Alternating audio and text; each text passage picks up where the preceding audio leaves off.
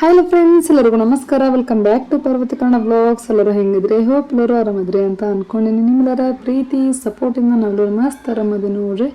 ಇವತ್ತಿನ ಡೇ ಬ್ಲಾಗ್ನ ಈಗ morning start ಮಾಡೋಕ್ಕಂತೀನಿ. ಈ ಡೇ ಬ್ಲಾಗ್ ಹೆಂಗೆ ಹೋಗುತ್ತಾ ಏನು ಅಂತ ನೋಡೋಣ. ಅಂತ ಅದಕ್ಕೂ ಮೊದಲು ಇನ್ನೂ ಯಾರೆಲ್ಲ ಚಾನಲ್ಗೆ ಸಬ್ಸ್ಕ್ರೈಬ್ ಮಾಡ್ಕೊಂಡಿಲ್ವೋ, ಸೊ ಈ ಕಡೆ ಬೇಗ ಸಬ್ಸ್ಕ್ರೈಬ್ ಮಾಡಿಕೊಂಡು ನಮ್ಮ ಸಣ್ಣ ಸಣ್ಣ ಯೂಟ್ಯೂಬರ್ಸ್ಗೂ ಸಪೋರ್ಟ್ ಮಾಡಿರಿ. ಆಲ್ಮೋಸ್ಟ್ ಮಾರ್ನಿಂಗ್ ರೂಟೀನ್ ಎಲ್ಲ ಮುಗಿದಿತ್ತು. ಟೊಮೆಟೊ ರೈಸ್ ಮಾಡಿತ್ತು ಮಾರ್ನಿಂಗ್ ಬ್ರೇಕ್ಫಾಸ್ಟ್ಗೆ, ಆ್ಯಂಡ್ ನಾಷ್ಟ ಎಲ್ಲ ಆಗಿತ್ತು. ಆ್ಯಂಡ್ ಅದ್ರ ಜೊತೆಗೆ ಶೇಂಗಾ ತೊಗೊಂಬಂದಿದ್ರು ಹಸ್ಬೆಂಡು. ಸೊ ಶೇಂಗಾ ಎಲ್ಲ ಕುದಿಸ್ಕೊಂಡು ಈಗೆಲ್ಲ ತಿನ್ನಕ್ಕಂತೀವಿ. ನಾನು, ಅನ್ವಿತಾ, ಹಸ್ಬೆಂಡ್ ಮತ್ತು ಅಮ್ಮ. ಆ್ಯಂಡ್ ಅರ್ವಿನೂ ಟ್ಯೂಷನ್ಗೆ ಹೋಗ್ಯಾನ, ತಮ್ಮ ಕಳಿಸ್ಬರಕ್ಕಂತೇಳಿ ಹೋಗ್ಯಾನ. ಸೊ ಅವನು ಒಂದಿಷ್ಟು ತಿಂದು ಬಾಕ್ಸಿಗೆ ಹಾಕಿ ಕಳಿಸೈತಿ. ತಿಂದು ಮನೆ ಕೆಲಸ ಎಲ್ಲ ಮುಗಿಸ್ಕೊಂಡೆ, ಕ್ಲೀನಿಂಗ್ ಅದು ಎಲ್ಲ. ಅಷ್ಟರೊಳಗೆ ಅರ್ವಿನ ಟ್ಯೂಷನಿಂದ ಬಂದ ನೋಡ್ರಿ ಈಗ ಮಧ್ಯಾಹ್ನದಾಗ. ಸೊ ಬಂದು ತಮ್ಮ ಮತ್ತು ಅರ್ವಿನು ಶೇಂಗಾ ಅದು ತಿಂದರು. ಆ್ಯಂಡ್ ನಾವೀಗ ಇಲ್ಲಿ ನೋಡ್ರಿ ಬ್ಯಾಕ್ ಪ್ಯಾಕಿಂಗ್ ನಡೆಯಕ್ಕಂತೈತಿ. Anvita hostel bag packing.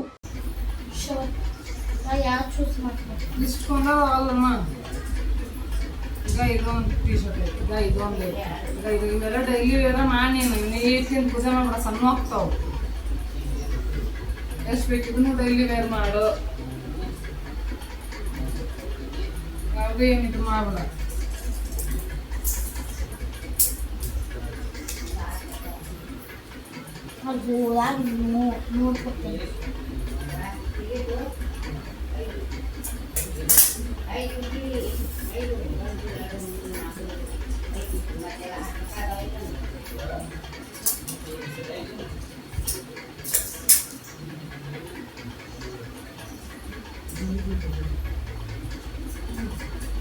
Magic open ಮಾಡು.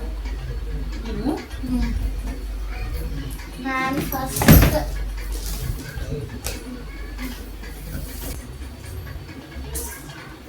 ಇಷ್ಟೊತ್ತರ್ನ್ಯಾಗ ಬೂಟ ಆಗ್ತಿರ್ತೈತೆ ಅಷ್ಟೆಣ್ಣೆ ಕೊಡ.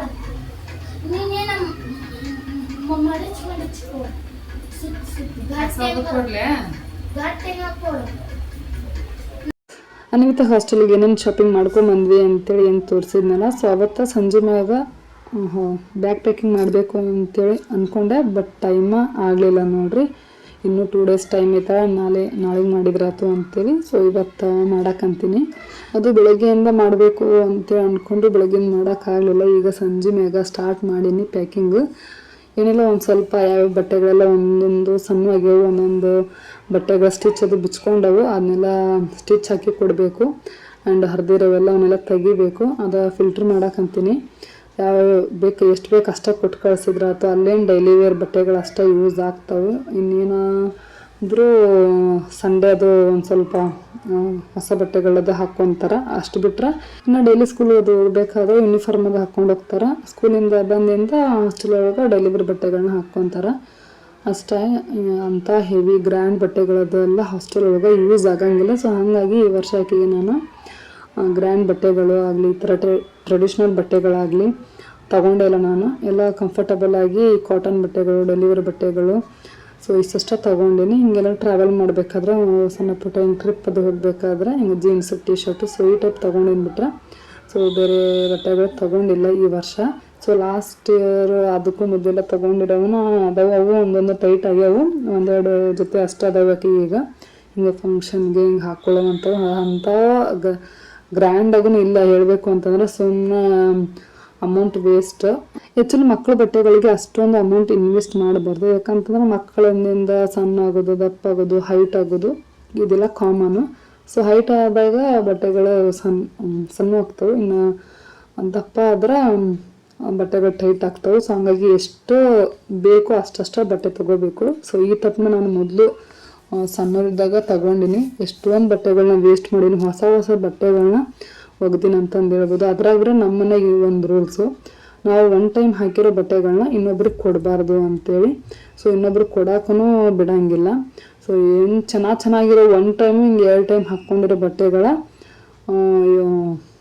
ಸುಮ್ಮನೆ ಚೆಲ್ಬಿಟ್ಟಿವಿ. ಚೆಲ್ಬೇಕಾದ್ರೆ ಹೊಟ್ಟೆ ಎಲ್ಲ ಉರಿ. ಚಲೋ ಹೊಸವೇ ಇರ್ತಾವಲ್ಲ, ಇನ್ನೂ ಒಂದು ಸುಮಾರು ಸಲ ಒಂದು 10-15 ಸಲ ಹಾಕ್ಕೊಂಡು ಬಿಡು, ಆ ಬಟ್ಟೆ ಮೇಲಿನ ಕ್ರೇಜ್ ಹೋಗೈತೆ ಬಿಡು ಅಂತ ಅನ್ಕೋಬೋದು. ಹಳೆ ಒಗೆ ಬಿಡು ಅಂತೇಳಿ ಒಗ್ಯೋಕ್ಕೇನು ಅಷ್ಟೊಂದೇನು ಅನ್ಸಲ್ಲ. ಅವ್ರು ಹೊಸವನ್ನ ಚೆಲ್ಲಿಬಿಟ್ಟಿನಲ್ಲ, ಹಾಗಾಗಿ ಅವತ್ತಿಂದ ಅನ್ವಿತಾಗಿರ್ಬೋದು ಅರವಿಂದ್ಗಾಗಿರ್ಬೋದು ಎಷ್ಟು ಬಟ್ಟೆಗಳು ಬೇಕೋ ಅಷ್ಟಷ್ಟು ತೊಗೊಳಕಂತೀನಿ. ನಾವೇನೋ ಹಿಂಗೆ ಶಾಪಿಂಗ್ ಹೋದಾಗ ಯಾವ್ದಾದ್ರು ಬಟ್ಟೆಗಳು ಚೆನ್ನಾಗಿ ಕ್ಯೂಟ್ ಆಗಿರೋ ಸಿಕ್ಕು ಅಂತಂದ್ರೆ, ಅದು ಸಣ್ಣ ಮಕ್ಳಿದ್ದಾಗಂಕರ ಬಟ್ಟೆಗಳು ಎಷ್ಟು ಕ್ಯೂಟ್ ಆಗಿರ್ತವೆ, ನೋಡಿದ್ದೆಲ್ಲ ತೊಗೋಬೇಕಂತ ಅನ್ಸುತ್ತೆ, ತೊಗೊಂಡು ಇಟ್ಕೊಂಡ್ಬಿಡ್ತೀವಿ. ಬಟ್ ಮಕ್ಕಳು ಬೆಳೆದಾಗ ಅವು ಸಣ್ಣವಾಗಿಬಿಡ್ತಾವಲ್ಲ, ವೇಸ್ಟ್ ಆಗ್ತಾವೆ. ಸೊ ನೀವು ಆದರೂ ಅಷ್ಟೇ ಬೆಳೆಯೋ ಮಕ್ಕಳಿಗೆ ತುಂಬ ಹೆವಿಯಾಗಿ ಬಟ್ಟೆಗಳನ್ನ ತಗೋಬೇಡ್ರಿ, ಚೀಲ್ ಗಟ್ಲಿನ ಚೆಲ್ಲಬೇಕಾಗತ್ತೆ. ಕೆಲವರು ಮನೆಯೊಳಗೆ ಹಿಂಗೆ ಬಟ್ಟೆಗಳನ್ನ ಬೇರೆಯವ್ರಿಗೆ ಕೊಡ್ತಾರೆ ಬಿಡ್ರಿ, ಬಟ್ ನಮ್ಮ ಮನೆ ಅಂಕರ ಹಾಕಿರೋ ಬಟ್ಟೆಗಳನ್ನ ಇನ್ನೊಬ್ರಿಗೆ ಒಟ್ಟ ಕೊಡೋಕೆ ಒಪ್ಪಂಗಿಲ್ಲ. ಸೊ ನಾವು ಮನೆಯವ್ರಷ್ಟೇ ಶೇರ್ ಮಾಡ್ಕೊತೀವಿ ಫ್ಯಾಮಿಲಿ ಒಳಗೆ, ಬಟ್ ಔಟ್ಸೈಡ್ ಇರೋರಿಗೆ ನಮ್ಮ ಬಟ್ಟೆಗಳನ್ನ ಯಾರಿಗೂ ಕೊಡೋಕೆ ಬಿಡೋಂಗಿಲ್ಲ. ಅದು ಕೊಡೋಕೆ ಹೆಚ್ಚು ಅಷ್ಟು ಸರಿ ಅನ್ಸಂಗಿಲ್ಲ. ಹೇಳ್ಬೇಕು ಅಂತ ಅಂದ್ರೆ ಒಂದು 25 ವರ್ಷಕ್ಕೂ ಮತ್ತು ಇವಾಗಿನ ಜನ್ರೇಷನ್ಗೂ ಕಂಪೇರ್ ಮಾಡಿದ್ರೆ ಫಿನಾನ್ಷಿಯಲಿ ಎಲ್ಲರೂ ಸ್ಟೇಬಲ್ ಅದಾರ. ಒಂದು ಹೊತ್ತು ಊಟಕ್ಕೂ ಕಷ್ಟಪಡೋಷ್ಟು ಯಾರೂ ಅಷ್ಟಾಗಿ ಇಲ್ಲ ಅವಾಗಿಂದಕ್ಕೂ ಮತ್ತು ಇವಾಗಿಂದಕ್ಕೂ ಕಂಪೇರ್ ಮಾಡಿದ್ರೆ. ಸೊ ಎಲ್ಲರೂ ಒಂದು ತಕ್ಕ ಮಟ್ಟಿಗೆ ಚೆನ್ನಾಗದಾರ ಅಂತಂದು ಹೇಳ್ಬೋದು. ಸೊ ಒಬ್ಬರು ಬಟ್ಟೆಗಳನ್ನ ಇನ್ನೊಬ್ರು ತೊಗೊಂಡು ಹಾಕೊಳ್ಳೋ ಅಷ್ಟು ಗತಿಗೆಟ್ಟಿಲ್ಲ ಹೇಳ್ಬೇಕು ಅಂತ ಅಂದ್ರೆ.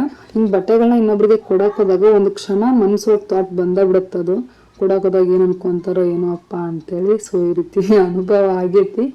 ಸೊ ಹಂಗಾಗಿ ಹೇಳಕ್ಕಂತೀನಿ, ಬೇರೆಯವರು ಹಳೆ ಬಟ್ಟೆಗಳನ್ನ ಏನು ಮಾಡ್ತಾರೆ ಅನ್ನೋ ಗೊತ್ತಿಲ್ಲ. ಸೊ ನಾವು ಅಂಕರ ಒಟ್ಟ ಕೊಡೋಂಗಿಲ್ಲ ನೋಡ್ರಿ, ಅದು ಮನಸ್ಸನ್ನು ಒಪ್ಪಂಗಿಲ್ಲ. ಕೊಡಬೇಕು ಅಂತ ಅನಿಸಿದ್ರೆ ಇನ್ನು ಹೊಸ ತೆಗೆದು ಕೊಡ್ತೀವಿ ಹೊರತು ಅದು ಒಂದ್ಸಲನೂ ನಾವು ಮೈಮ್ಯಾಗ ವೇರ್ ಮಾಡಿರಬಾರ್ದು.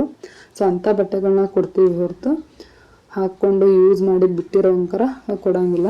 ಆ್ಯಂಡ್ ಹೊರಗಿನವ್ರು ಕೊಡೋದು ದೂರ ಮಾತು ಹೋಯ್ತು, ನಮ್ಮ ಸ್ವಂತ ಮನೆಯೊಳಗನ ನಮ್ಮ ಸ್ವಂತ ತಂಗಿದವ್ರಿಗೂ ನಮ್ಗೆ ಕೊಡೋಕೆ ಅಷ್ಟು ಮನಸ್ಸು ಒಪ್ಪಂಗಿಲ್ಲ. ಹಾಕ್ಕೊಂಡು ಯೂಸ್ ಮಾಡಿ ಬಿಟ್ಟಿರೋವನ್ನ ಕೊಡೋಕೆ ಹೋದ್ರೆ ನಮ್ಮ ತಂಗಿರು ಏನು ಅನ್ಕೊತಾರೋ ಏನೋ, ಯೂಸ್ ಮಾಡಿ ಬಿಟ್ಟಿರೋ ನಮ್ಮ ಅಕ್ಕ ಕೊಡ್ತಾಳೆ ನೋಡ ಅನ್ಕೊತಾರೋ ಏನೋ.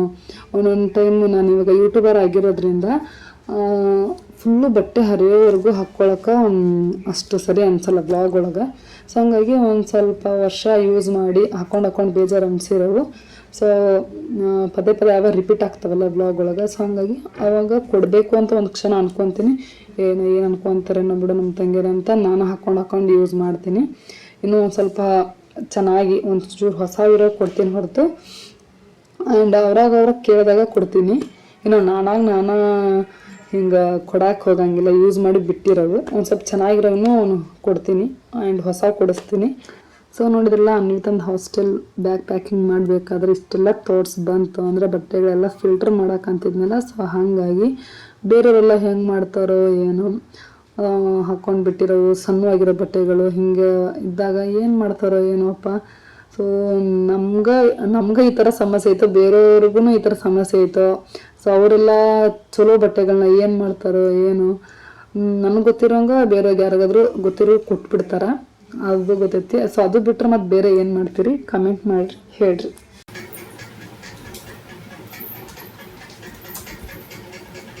ಅಲ್ಲಿ ವಾಷಿಂಗ್ ಮಿಷಿನ್ ಹಾಕಿನಲ್ಲ ತರ್ತೀವಿ ಮೇರು ಚಾಕ್ಲೇಟ್ ಕಲರ್, ಅದು ಒಂದು ಸ್ವಲ್ಪ ಸೋಡಾದಾಗ ಹರಿದೈತೆ, ಒಣಗಿರ್ತೈತೆ ತೊಗೊಂಡು ಹೋಗು.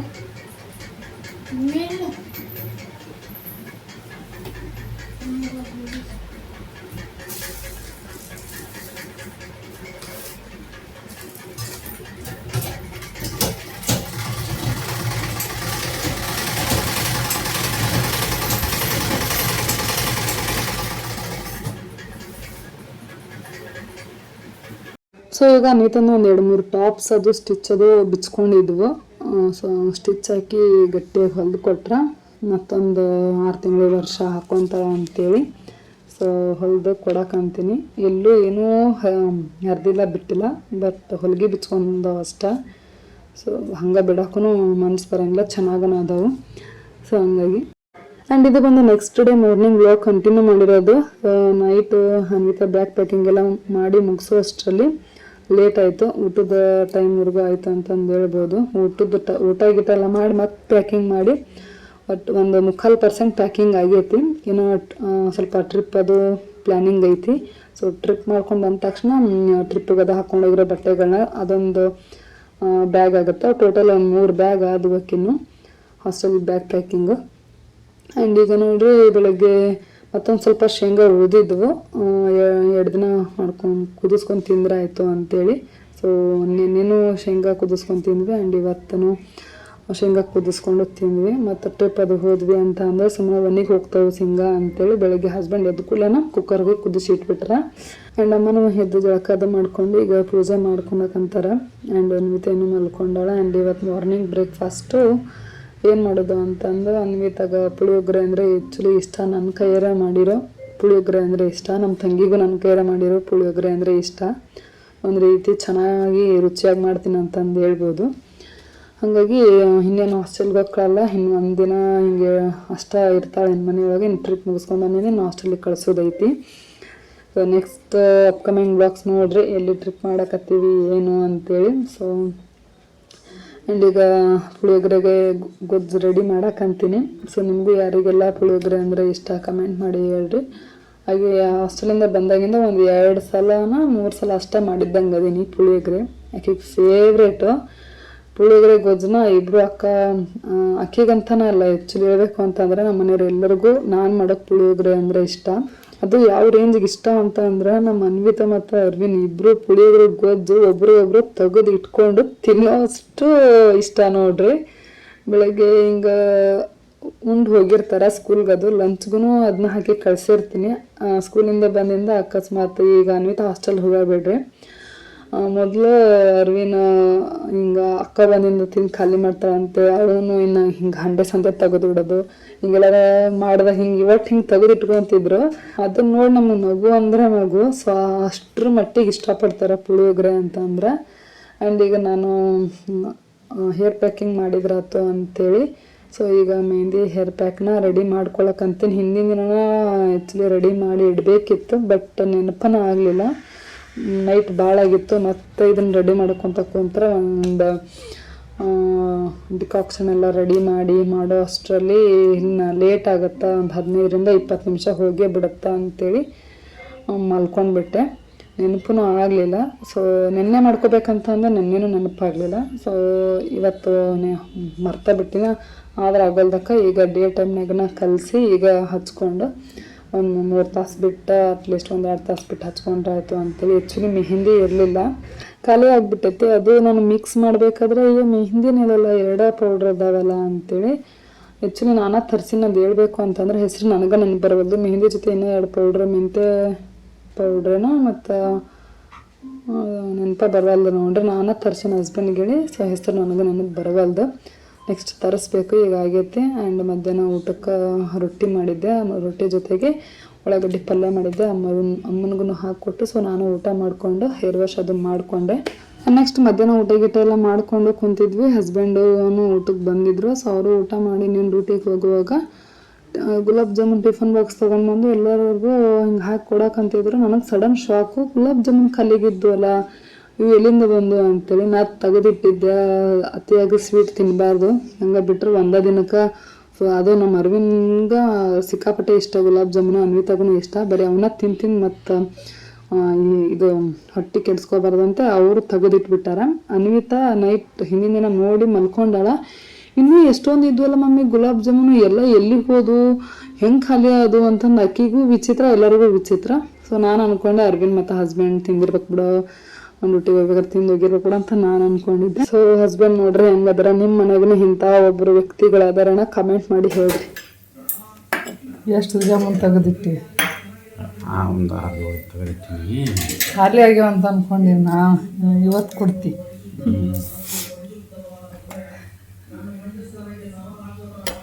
ಎದಕ್ಕೆ ತೆಗೆದಿಟ್ಟೆ? ಹೌದು, ಅವು ಮುಂಜಾನೆ ಹುಡುಗರು ಮತ್ತು ಖಾಲಿ ಮಾಡ್ತಾರಂತೇಳಿ. US ಅದಾವ 5 ಅದಾವ. ಸಂಜೆಗೆ ಬೇಕಾರೆ 6 ಮಂದಿ ಇದ್ವಿ. ಯಾರ್ಯಾರು ಬರ್ತಾವನ? ಇಲ್ಲ, ಇವ್ ಮತ್ತು ಸಂಜೆಗೆ ತಿನ್ನು, ನಾ ತಿನ್ನು ಊಟ ಮಾಡಿ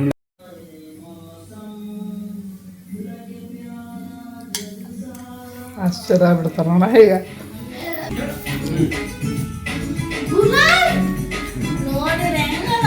ನೀವು ಪಪ್ಪ ತೆಗೆದಿಟ್ಟಾನ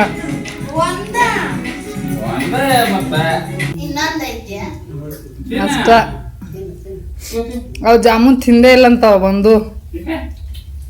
ನೆಕ್ಸ್ಟ್ ಈಗ ನೋಡ್ರಿ ಈವ್ನಿಂಗ್ ಬ್ಲಾಗ್ ಕಂಟಿನ್ಯೂ ಮಾಡಿರೋದು. ಇದು ಮಾರ್ಕೆಟ್ಗೆ ಅದು ಹೋಗೋದಿತ್ತು, 1-2 ಐಟಮ್ ತರೋದಿತ್ತು. ಇನ್ನು ಅನ್ವಿತಾಗ 1-2 ಐಟಮ್ ತರೋದು ಮಿಸ್ ಆಗೈತಿ, ಮರ್ತಾ ಬಿಟ್ಟಿದ್ದೆ. ಸೊ ಇವತ್ತು ಒಂದು ದಿನ ಟೈಮ್ ಇರೋದು, ಇನ್ನು ನೆಕ್ಸ್ಟ್ ನಾಳೆಗಂದ್ರೆ ಆಗಂಗಿಲ್ಲ ಅಂಥೇಳಿ ಹೊಂಟೀವಿ ಈಗ ರೆಡಿ ಹಾಕಂತಾನೆ. ಸೊ ಹಸ್ಬೆಂಡು ನಾನು ರೆಡಿ ಆಗೋದ್ರೊಳಗೆ ಅವ್ರು ಮಾರ್ಕೆಟ್ಗೆ ಹೋಗಿ ಒಂದು ಐಟಮ್ ತೊಗೊಂಬಂದಾರೆ. ಈಗ ಏನಿಲ್ಲ ಅರವಿಂದ್ ಕೈಯಾಗಿ ಇಟ್ಕೊಂಡನಲ್ಲ. ಸೊ ಇದು ಅದು ಕಟ್ಟಿಗೆದು ಬಾಲ್ಸ್ದು ಮ್ಯಾಟ್ ನೋಡ್ರಿ, ಸೀಟ್ ಮ್ಯಾಗ ಹಾಕ್ಕೊಂತಾರೆ. ಇದಕ್ಕೇನಂತ ಗೊತ್ತಿಲ್ಲ, ಬಟ್ ಕಟ್ಕಿಯಿಂದ ಮಾಡಿರ್ತಾರೆ ಏನು ಬಾಲ್ಸ್ದು ಮ್ಯಾಟ್ ಇದು, ವುಡ್ ಬಾಲ್ಸ್ ಮ್ಯಾಟ್ ಅಂತಂದು ಹೇಳ್ಬೋದು. ತೊಗೊಂಡು ಬಂದಾರ. ಇದೊಂದು ತೊಗೊಂಬರಕಂದ್ರೆ ಒಂದು 3ನೇ ಸಲ. ಈಗ ಹೊಸ ಕಾರ್ ತಗೊಂತಲ್ಲ 2 ಸೀಟಿಗೆ ಅಂತೇಳಿ ತೊಗೊಂಡು ಬಂದಾರ. ಅದು ಹಾಕಿಸ್ಬೇಕನ್ನಕಂತಾರ ಕಾರ್ಗೆ. ಹಿಂಗೆ ಸ್ವಲ್ಪ ಅಂದ್ರೆ ಹೀಟ್ ಆಗಬಾರ್ದು ಅಂತೇಳಿ, ಹಿಂಗೆ ಲಾಂಗ್ ಡ್ರೈವ್ ಹೋಗೋವಾಗ ತ್ರಾಸಾಗತ್ತ ಅಂತೇಳಿ ಟೋಟಲ್ 2 ಕಳೆದಿಟ್ರು ನೋಡ್ರಿ. ಒಮ್ಮೆ ಹೋಗೋ ಬಸ್ನಾಗ ಕಳ್ಕೊಂಬಂದಾರ, ಇನ್ನೊಮ್ಮೆ ಹೊಸ ಕಾರ್ ತೊಗೊಂಡ್ಬಂದ್ವಲ್ಲ. ಸೊ ಹೊಸ ಕಾರ್ದ ತೊಗೊಂಡು ಏನು ಬೆಳಗಾವಿ ಬಂದ್ವಲ್ಲ. ಸೊ ಆ ದಿನನ ನೈಟ್ ಮನೆ ಮುಂದೆ ಕಾರ್ ಅದು ನಿಂದಿರ್ಸಿಂದ ಗಾರ್ಡನ್ನೆಲ್ಲ ಐಟಮ್ಸ್ ತೊಗೊಂಡಾರಂತ, ಅದು ಮ್ಯಾಟ್ನು ತೊಗೊಂಡಾರಂತ. ಕಾರ್ ಅದು ನಿಂದಿರ್ಸಿ ಕವರ್ ಅದು ಎಲ್ಲ ಹಾಕ್ಯಾರ. ಅಲ್ಲೇ ಕೆಳಗೆ ಬಿದ್ದೈತೋ ಏನೋ ಕೈಯಿಂದ ಬೈ ಮಿಸ್ ಆಗಿ ಅಂತಿದ್ರು. ಬಟ್ ಕಾರ್ ಒಳಗಿಂದ ಕೈಯಾಗಿ ತಗೊಂಡಿನಿ, ಅದು ಅಷ್ಟಂಕರ ನೆನಪೈತಿ. ಎಲ್ಲ ಸಾಮಾನು ತೊಗೊಂಡೋಗ್ಬೇಕಾದ್ರೆ ಬೈ ಮಿಸ್ ಆಗಿ ಬಿದ್ದೈತದು. ಇಲ್ಲೇ ಯಾರ ಸುತ್ತಮುತ್ತ ಇದ್ದಾರ ತೊಗೊಂಡಾರ ಅಂತಂದು ಹೇಳ್ತಿದ್ರು. ಒಟ್ಟು 2 ಸಲ ಕಳೆದ್ರು ನೋಡ್ರಿ. ಇದು 3ನೇ ಸಲ ತೊಗೊಂಬರಕಂತ್ರಿದ್ದು. ಅದು ಅಂಕರ್ ಅವ್ರಿಗೆ ಇಂಪಾರ್ಟೆಂಟ್. ಸೊ ಹಾಗಾಗಿ ಆ್ಯಂಡ್ ಅನ್ವಿತಾಗ ಸ್ವಲ್ಪ ಸರ ಮತ್ತು ಡೈಲಿ ವೇರ್ ಇಯರಿಂಗ್ಸ್ ಎಲ್ಲ ತೊಗೊಳೋದಿತ್ತು. ಇವೆರಡು ಐಟಮ್ ತೊಗೊಳೋದಿತ್ತು, ಮತ್ತೇನಿರಲಿಲ್ಲ. ತೊಗೊಂಡು ಮನೆಗೆ ಹೊಂಟಿವಿ. ನೋಡ್ತಾ ಇರ್ಬೋದು ಯಾವ ಪರಿ ಟ್ರಾಫಿಕ್ ಆಗೈತಿ ಅಂತಂದ್ರೆ ಬೆಳಗಾವಿ ಒಳಗೆ ಸಿಕ್ಕಾಪಟ್ಟೆ ಟ್ರಾಫಿಕ್ ಆಗಿತ್ತು. ಆ್ಯಂಡ್ ಅಲ್ಲಿಂದ ಬಂದಿಂದ ಮೊದಲು ಮಾಡಿದ ಕೆಲಸನ ಬ್ಯಾಗ್ ಪ್ಯಾಕಿಂಗ್, ಎಲ್ಲರದು ಬ್ಯಾಗ್ ಪ್ಯಾಕಿಂಗ್ ಆಗೋದಿತ್ತು. ಸೊ ನಂದು, ಅನ್ವಿತಂದು, ಅರವಿಂದು ಮತ್ತು ನಮ್ಮದು ಹಸ್ಬೆಂಡು ಎಲ್ಲರದು ಬ್ಯಾಗ್ ಪ್ಯಾಕಿಂಗ್ ಆಯಿತು. ಅದನ್ನೆಲ್ಲ ವೀಡಿಯೋ ಕ್ಲಿಪ್ಪಿಂಗ್ ಏನು ತೊಗೊಳಿಲ್ಲ, ಯಾಕಂತಂದ್ರೆ ಇನ್ನೂ ಭಾಳ ಕೆಲಸ ಅದು ಎಲ್ಲ ಇತ್ತು. ನಂದು ವಿಡಿಯೋ ಎಡಿಟಿಂಗ್ ಅದೆಲ್ಲ. ಸೊ ವಿಡಿಯೋ ಮಾಡ್ಕೊತ ಕುಂತ್ರೆ ಲೇಟ್ ಆಗುತ್ತೆ ಅಂತಂದು ಅದೆಲ್ಲ ವಿಡಿಯೋ ಕ್ಲಿಪ್ಪಿಂಗ್ ತೊಗೊಲಿಲ್ಲ. ಸೊ ಊಟ ಗಿಟ ಎಲ್ಲ ಮಾಡಿಕೊಂಡು ಎಲ್ಲ ಮುಗೀತು. ಸೊ ಲಾಸ್ಟ್ ಮೂಮೆಂಟ್ ಒಳಗೆ ಹಸ್ಬೆಂಡ್ದು ಬ್ಯಾಗ್ ಪ್ಯಾಕಿಂಗ್ ಆಯಿತು ನೋಡ್ರಿ. ಸೊ ಇವತ್ತಿನ ಬ್ಲಾಗ್ ಇರುತ್ತೆ. ನೆಕ್ಸ್ಟ್ ನಾಳೆ ಬ್ಲಾಗ್ನಾಗ ಸಿಗ್ತೀನಿ. ಅಲ್ಲಿ ಊಟ ಬಾಯ್.